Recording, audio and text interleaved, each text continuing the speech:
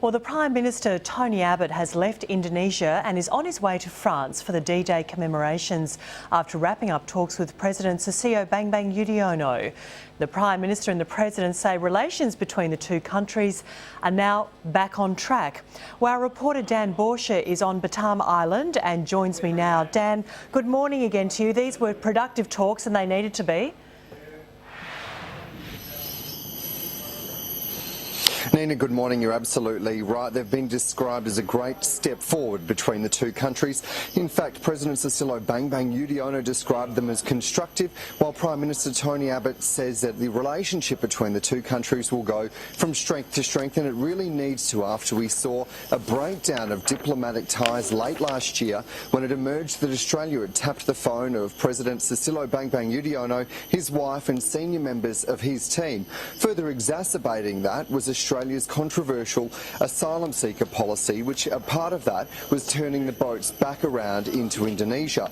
It was controversial here on the ground, and the Indonesian Foreign Minister Mardi Nadlegawa described it as a slippery slope in terms of diplomatic relations. Following all of that, Dr. Yudhoyono severed those diplomatic and military ties and also cooperation on asylum seekers, and he said that that wouldn't be restored until there was a code of conduct drafted between the two countries. Let's have a little bit of a listen to what the leaders said. So that we may come closer to a future that is much better based upon the principles of mutual benefit and mutual respect.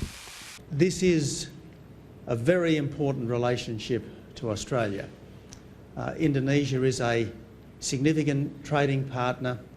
It is an increasingly important source of people, ideas, of strength to Australia.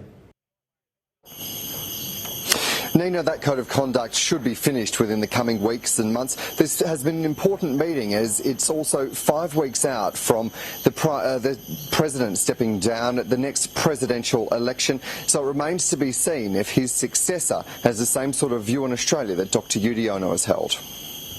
OK, Dan Borsche, thanks so much.